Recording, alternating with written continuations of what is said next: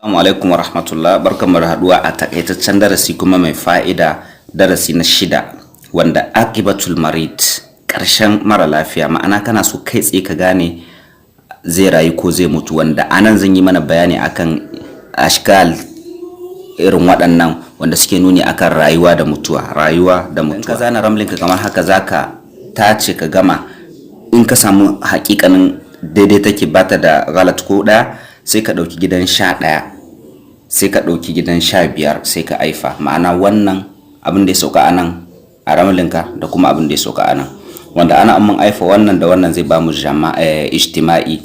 ijtima'i da jama'a za su ba da ijtima'i, wanda ita jama'a ko da wani shakali ka aifa to irin shi za ta baka, to wannan da wannan za su baka ijtima'i sai ka ajiye shi gefe. Yanzu ya ce mana to ga nan shakalan mutuwa, wannan wanda ya fito da nan da shi za ka yi hukunci ka gane shakalin rayuwa ne ya fita a ƙarshe ko shakalin mutuwa. Wanda ya ce mana kai tsaye wa ilaika ashkalul hayat wahiya, shakalai na rayuwa: humra wal bayada wal jawdala wal ahyan. Kenan humra mun san humra anan babu ita, sannan bayada ma anan babu ita, sannan jawdala irin wannan ina take, akwai ta ina ganin jawdala, afwan babu ita, babu jawdala. Sannan na san dai duka an san su. Sannan al-ahyan wanda allati tusamma bahika, ita ma su'ul haz babu ita. To waɗannan dai wanda na zana mana sune ashkalul hayat, wanda in suka fito tsakanin 11 da 15, in ka samu ɗaya daga cikin wannan shakalan da ya zana, to mara lafiyanka ya samu shakalul hayat, ko da dai zai yi tsawon jinya.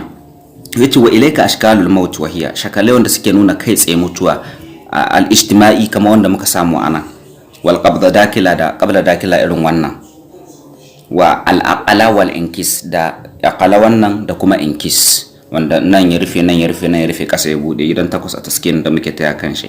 Yace mana amma baqil ashkal, amma duk sauran wanda ban zana muku ba anan, yace faman kana minha sa'adan dalla ala alkhair. To sai bayan kaga wannan su wanda na zana su suke ma bayani kai tsaye a al-maut wal hayat, yace amma to saura da ka gani kai hukunci da, ma'ana in ba su fito cikin wannan zanen da ya mana ba, to kai hukunci in shakalin ya kasance sa'idi ne to yana nuna rayuwa, in kuma ya kasance nahisi ne yana nuna mutuwa. Amma kai tsaye waɗannan wanda ya zana mana humra, bayada, jawdala, ahyan, bahika, sune shakalai na rayuwa. Ijtima'i da qabla dakila da kuma al-aqala da inkis, wanda inkis dama baitul maut ne, to duka suna nuna akasin rayuwa, ma'ana mutuwa. Wannan shine takaitaccen darasin, kuma anan zan tsaya in ce mana assalamu alaikum wa rahmatullah, sai mun haɗu a darasi na 7.